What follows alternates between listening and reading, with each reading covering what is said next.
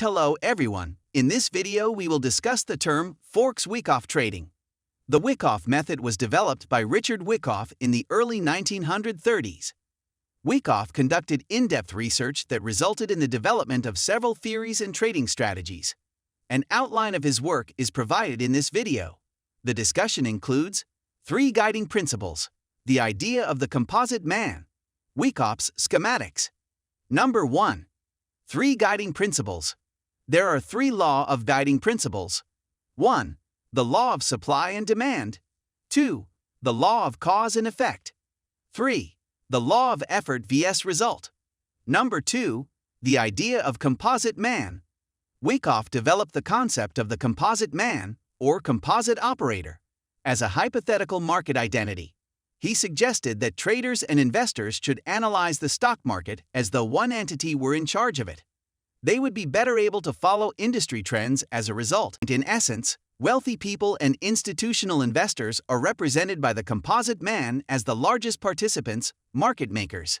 Always making sure he can buy low and sell high is in his best interest. Number 3. Wyckoff schematics. The accumulation and distribution phases are divided into more manageable chunks in these models.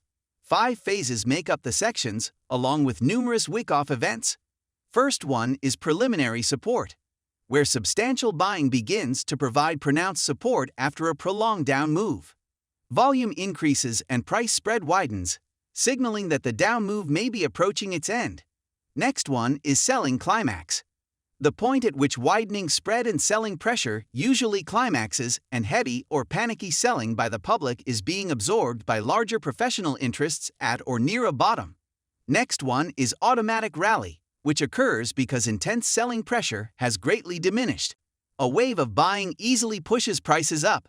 This is further fueled by short covering. The high of this rally will help define the upper boundary of an accumulation TR.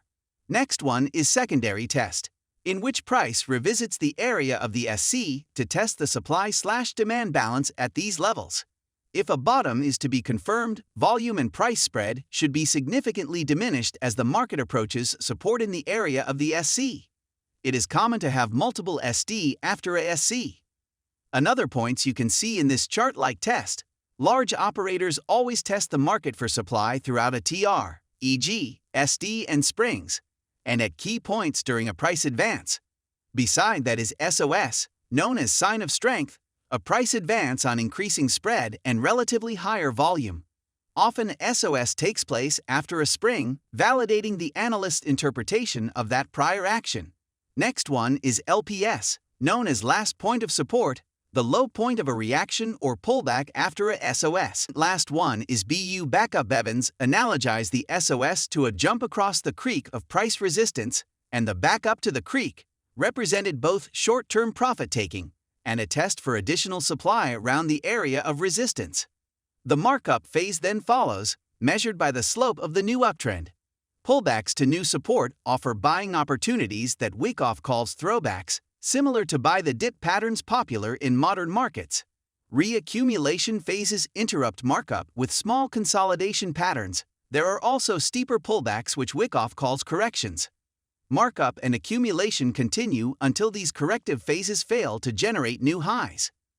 So now you have all the information you need about Forex Wyckoff trading. Please subscribe to the channel, like and share the video, and I'll see you in the next video. Goodbye.